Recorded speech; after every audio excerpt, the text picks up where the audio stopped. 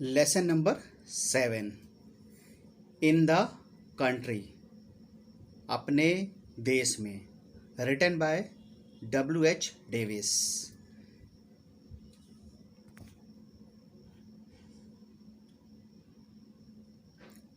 In the country about the poem. The poem vividly describes the human sufferings in big cities, the groans and the plight of the hungry, the homeless, the sad, and the needy reach the eyes and ears of the poet. The poet wants to help his fellow human beings, but his own poverty does not let him to do so. The sensitive poet thus wishes to flee to some desolate place where he would not encounter such sufferings.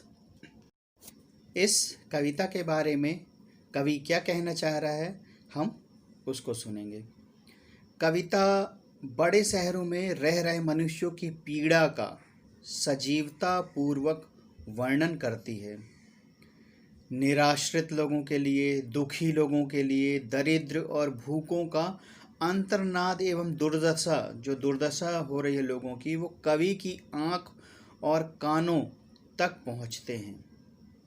कवि अपने मानव साथियों की मदद करना चाहता है। कवि सभी लोगों की मदद करना चाहता है, लेकिन उसकी स्वयं की गरीबी उसे ऐसा नहीं करने देती है, क्योंकि कवि खुद भी बहुत गरीब है और वो इतना अफोर्ड नहीं कर सकता है कि उन लोगों की मदद कर सके।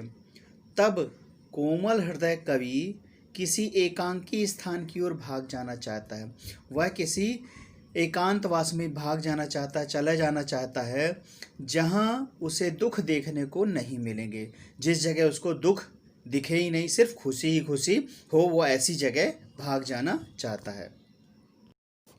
चलिए अब लेसन के हम क्वेश्चन आंसर्स के बारे में जानेंगे और विस्तार से उन क्वेश्चन आंसर्स के बारे में हम पढ़ेंगे।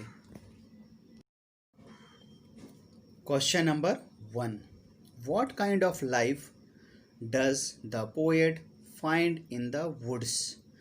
वुड्स का मतलब यहाँ पे है वनों से है। वनों में कवि को किस प्रकार का जीवन मिलता है। वन में कवि किस प्रकार का जीवन देख रहा है। Answer, he finds an ideal life there is no suffering. उसे एक आदर्श जीवन मिलता है जंगलों में, वहाँ किसी प्रकार का दुख नहीं है। Question number 2, what is selfishness according to the poet. कवि के अनुसार स्वार्थपरता क्या है। Answer, according to the poet, selfishness is running away from human sufferings and avoiding poor and sad human beings. कवि के अनुसार मानव दुख से भागना और गरीब तथा दुखी मनुष्यों से किनारा करना स्वार्थपरता है। मतलब लोग दुखी और गरीब लोगों से दूर भागना चाहते हैं, उनके पास या उनसे संपर्क नहीं रखना चाहते।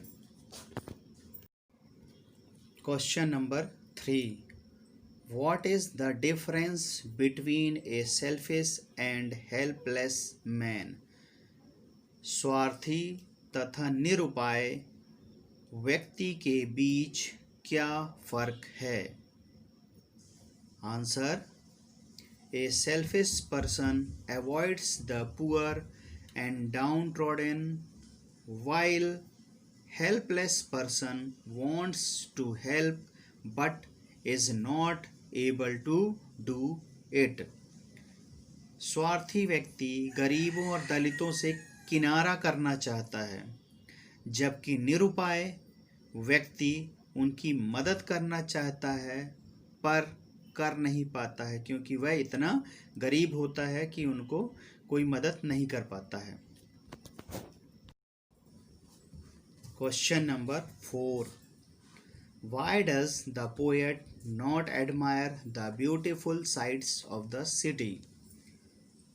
कवि शहर के सुंदर दृश्यों की प्रशंसा क्यों नहीं करता? Answer: He does not admire them because he finds a lot of suffering and needy people there. वह उनकी प्रशंसा इसलिए नहीं करता क्योंकि उसे वहाँ ढेरों दुखी और गरीब लोग दिखाई देते हैं। मतलब कवि करना तो चाहता है पर दुखी और गरीब लोगों को देख करके वह कुछ भी प्रशंसा नहीं करता है। Question number 5. Describe the sights and sounds of the city as portrayed in the poem. कविता में जिन दृश्यों और ध्वनियों को प्रस्तुत किया गया है उनका वर्णन कीजिए।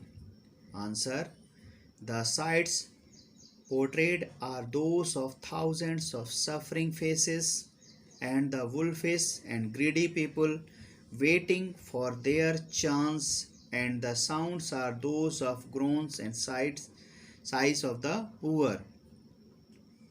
जो दृश्य प्रस्तुत किए गए हैं कविता में वह हजारों दुखी चेहरे और अपनी ताक में बैठे क्रूर तथा लोभी व्यक्ति, और ध्वनियाँ हैं वह गरीबों का अंतर्नाद व ठंडी सांसें जो ये गरीब लोग दिखा रहे हैं। Question number 6. What happens when the poet visits the great places in the city? जब कभी कवि शहर की बड़ी जगह पर जाता है तब क्या होता है? Answer: The poet loses his cheerfulness when he visits the great places in the city. कवि जब कभी शहर की बड़ी जगह पर जाता है तो वह अपनी प्रसन्नता को खो देता है। क्यों? क्योंकि वह वहाँ पर दुखी लोगों को देखता है और उसका कोमल हृदय इस चीज़ से भागना चाहता है, वो दुखी लोगों को देख नहीं पाता है। Question number 7. Objective type questions. 1. Write any one of the name of the poet from your textbook.